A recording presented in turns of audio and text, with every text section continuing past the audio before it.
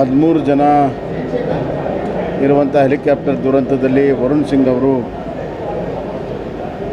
ಬೆಂಗಳೂರಿನಲ್ಲಿ air force command ಹಾಸ್ಪಿಟ್ಲಲ್ಲಿ admit ಆಗಿದ್ದರು. ಅವ್ರಿಗೆ 80ಕ್ಕಿಂತ ಹೆಚ್ಚು % ಬರ್ನ್ಸ್ ಇತ್ತು. ಅವರು ಸಪೋರ್ಟ್ ಸಿಸ್ಟಮಲ್ಲಿದ್ದರು. ಒಳ್ಳೆಯ ಡಾಕ್ಟ್ರು ಭಾಳ ಪ್ರಯತ್ನವನ್ನು ಮಾಡಿದರು. ಸುಮಾರು 8 ದಿವಸ ಪ್ರಯತ್ನವನ್ನು ಮಾಡಿ ಕೊನೆಗೆ ಅವರು ಇವತ್ತು ಕೊನೆಯ ಹೆಸರು ಉಳಿದಿದ್ದಾರೆ. ಭಾರತ ಮಾತೆಯ ಒಬ್ಬ ವೀರ ಯೋಧ ಇವತ್ತು ನಾವು ಕಳ್ಕೊಂಡಿದ್ದೇವೆ.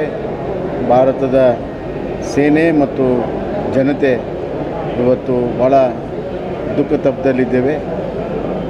ತುಂಬಲಾರದ ನಷ್ಟ ಆಗಿದೆ. ಆ ವೀರ ಯೋಧನ ಕುಟುಂಬಕ್ಕೆ ಎಲ್ಲ ದುಃಖವನ್ನು ಭರಿಸುವಂಥ ಶಕ್ತಿ ಕೊಡಲಿ. ಮತ್ತು ಅವ್ರನ್ನ ನೋಡಿದ್ದೆ, ಅವರ ಅಣ್ಣನೂ ಕೂಡ ಇದ್ದರು, ಅಲ್ಲಿ ಕೂಡ ಮಾತಾಡಿಸಿದ್ದೆ. ಅವ್ರ ಮನೆಯಲ್ಲಿ ಎಲ್ಲರೂ ಕೂಡ ಮಿಲಿಟ್ರಿಯಲ್ಲಿರುವಂಥವ್ರು. ಹೀಗಾಗಿ ಅಂಥ ಒಂದು ಶ್ರೇಷ್ಠ ಮನತನದಲ್ಲಿ ಅವರಿದ್ದರು. ಅವ್ರ ಆತ್ಮಕ್ಕೆ ಶಾಂತಿ ಸಿಗಲಿ ಅಂತ ನಾನು ಹಾರೈಸ್ತೀನಿ.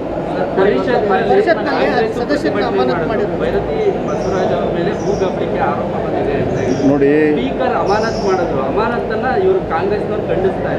ನೋಡಿ, ಒಂದು ನಿಮಿಷ. ಸದನದ ಒಳಗಡೆ ಏನು ನಡೆದಿದೆ ಅದಕ್ಕೆ ಹೊರಗಡೆ ನಾನು ಪ್ರತಿಕ್ರಿಯೆ ಮಾಡೋಕ್ಕಾಗಲ್ಲ. ಸದನದಲ್ಲಿ ನಡೆದಿದ್ದು ಸದನದಲ್ಲಿ ಈಗಾಗಲೇ ಸರ್ಕಾರ ಅದಕ್ಕೆ ಉತ್ತರ ಕೊಟ್ಟಿದೆ. ಸಭಾಪತಿ ರೂಲಿಂಗ್ ಕೊಟ್ಟಿದ್ದಾರೆ. ರೂಲಿಂಗ್ ಕೊಟ್ಟ ಮೇಲೆ ಅದರ ಮೇಲೆ ನಾನೇನು ವ್ಯಾಖ್ಯಾನ ಮಾಡೋಕ್ಕಾಗಲ್ಲ.